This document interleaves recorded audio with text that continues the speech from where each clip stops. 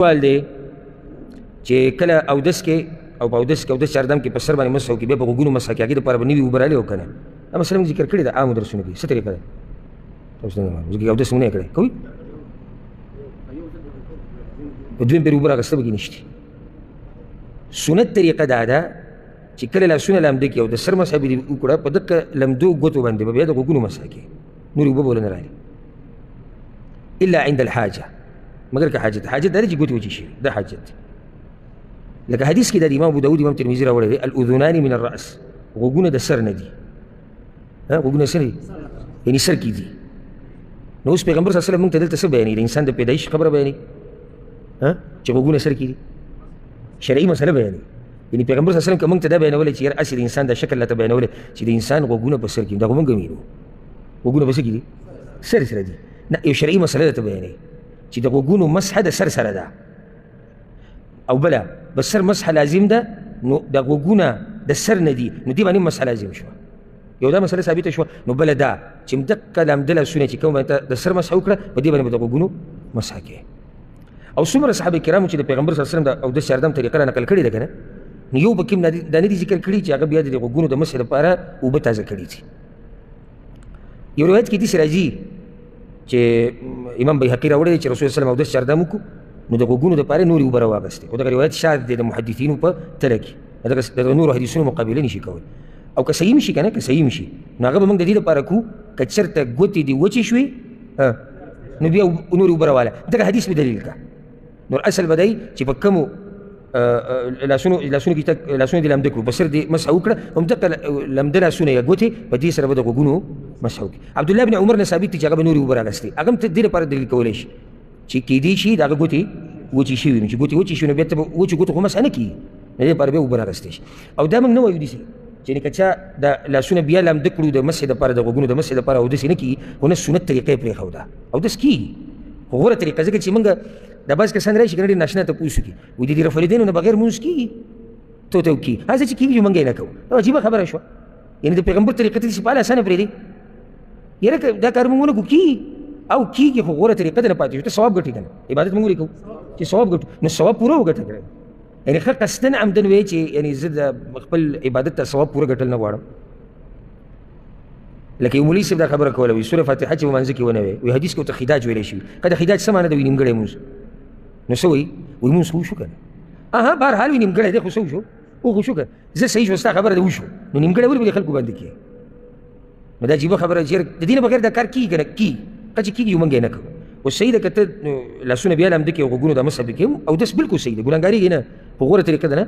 پاتې شو او دا بار بار تاسو خطبه کې اورئ حدیث کې چې راغلي دي وخیر الهدي هدي محمد صلی الله علیه وسلم او غوره طریقه په طریقو کې هغه د چا ده هغه د رسول صلی الله علیه وسلم یو حدیث داسې دی امام طبراني راوړی دی خذوا للرأس ماء جديدا وایي د سر دپاره نورې اوبه راوالئ او بیا د هغې نه د عباس دا ثابتوي چې غوږونو دپاره به نورې اوبه نو دغه حدیث سندن کمزوری او په هغې کې یو راوي دی دهثم ابن قران او هغه بعضو محدثینو کمزوری کړی دې کې دا فایده به ته هم بیان کړو د عوام اکثر موږ ته دا وایي هغه مولوي صاحب هم حدیث بیانو هر حدیث صحیح نه وي یو منکر حدیث په دې ورځو کې ډېر مشهور شوی هغه یو شبهه پیش کړې ده هغه ته بیانوم هغه وایي ما ته خلک منکر حدیث وایي چې دی د حدیثونه منکر دی وایي هر سړی دنیا کې چې دی دی وایي څه نه څه د حدیثونه منکر دی نو دوی چې دا کمزوري حدیثونه نه مني دوی ته منکر نه شو عوام خو عوام دي ماشاءالله مفتي صاحب څنګه ښکلی جواب ورکړو او دې ته به تاسو کې هم بعض وایي چې دا خبره خو د هغه څه نه څه صحیح دی ځکه چې هر سړی د بعضو حدیثونه نه څه دی منکر دی نو د هغې جواب دا دی د کوم نه چې موږ منکر یو موږ یې حدیث نه ګڼو چې کله داسې ویلې چې منکر حدیث دا پلانې د حدیث نه منکر دی یعنې دی د صحیح حدیث نه منکر دی اوس یو منګړی روایت موږ ته راورسېږي سند یې نشتي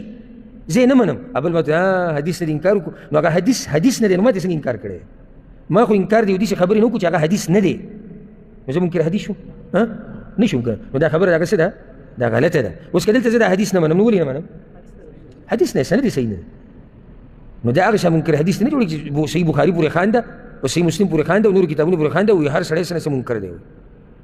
داسې ډکوسلي دي او پته نشي چې د بعض خلک دا خبرې څنګه قبلوي دا کوم چې ورته ناست او کوم چې اوري او وایي سبحان الله ماشاء الله لکه بل ورځ یو تقریر کې دا خبره وکړې یو کس او په خوږ اواز کې قرآن چې نازلېدو وایي بخاري و عوام وایي نه نو خو موږ هم دغه وایو کنه چې هغه ټیم کې نو اوس سم شو. اوس دې خبرې ته ګورې دا کوم ځای لطیفه ته بیانې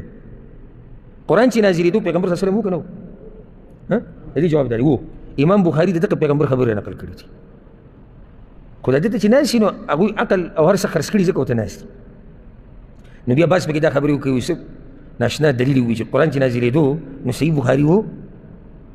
صحیح مسلم وو دا خو ټول حدیثونو کتابونه د علم ټول کتابونه ګزار کړه دغه وایه قرآن چې نازلېدو دا وو قرآن چې نازلېدو پیغمبر وو که نه وو دا خو هغه موږ ته بیان کړی هم د دغه پیغمبر خبرې بیا د علماو موږ ته رانقل کړي دغې ته حدیثونه وایي پوه شو بلې مسله هر چا بیان مه اورئ نن سبا دا کټه فتنه راوتې ده دا بیانونکي ډېر شوي دي او حدیث کې راځي ما د قیامت علامات چې بیانول پکې واورئ تفصیلي رسول صلی الله علیه وسلم دا خبره ذکر کړې ده وایي عمل کوونکي به کم شي بیانونکي به ډېر شي. نن سبا بیان ولا ډېر زیات دي او روزانه نوې مولا مارکیټ ته راوځي نوې او د اصل نسل یې پته نه لګي عقیدې څه ده منهج یې څه دی پټکې په سر کوه ښایسته ښایسته خبرې کوه کوم عالم چې پکې 15 کاله علم کړی د هغه څوک نه مني او دا چې ورځ دوه کې فیسبوک ته او ټیک ټاک ته راوځي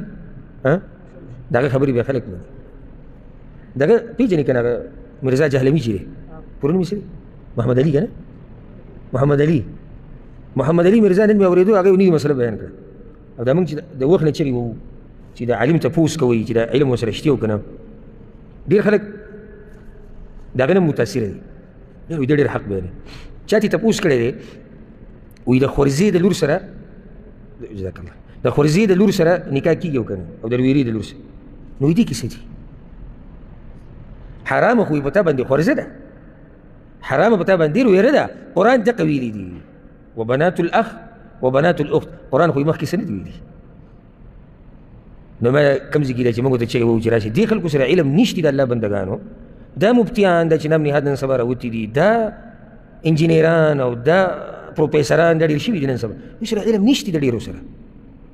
نو بیا خو قرآن کې دا دي چې وبناتکم او ستاسو لونه په تاسو حرام دي د نوسۍ ذکر پکې شته نو بیا خو به نوسۍ حلاله او الله ویلي دي وامهاتکم او میاندې ستاسو د نیا باس پکې شته نو بیا خو به نیا حلاله او داسې بیا جهالت ته وګورئ وایي د خورزې لور او د رویرې لور وایي ځکه خو قرآن کې باس نشته نو الله دې زموږ په حال رحم وکړي څه ناشنا فتنې زموږ په دې عمل کې دي او ځکه خو دا ابتلاءات او امتحانات په موږ راځي د غریبۍ په شکل کې د بدامنۍ په شکل کې دا اوس دا ګلۍ راغلې د غریبانو چې فصلونه د هغوی تباهي وشو زموږ د لاسه هغه څاروي هم په عذاب کې دي څاروي هغه هم زموږ د لاسه په عذاب شي نه د دین لحاظ شتي نه یعنې د انسانیت لحاظ شتي ډېر لږ خلک به راته میلاو شي چې هغه لحاظ ساتي د دې خبرو نو کوشش کوئ چې د خپل دین خیال وساتئ د دین د خیال ساتلو یو طریقه څه ده د هر عالم بیان به نه اورئ اول به راشي د خپل عالم نه به تپوس وکړي چې یاره داسې یو مولوي صاحب راوتی دی ستا څه خیال دی طریقه دا ده ښه نو هغه به درته بیان کړي چې او دی عالم دی او که نه دی عام سړی په دې معلومولی شي چې دا مولا دی او که نه دی نشي معلومولی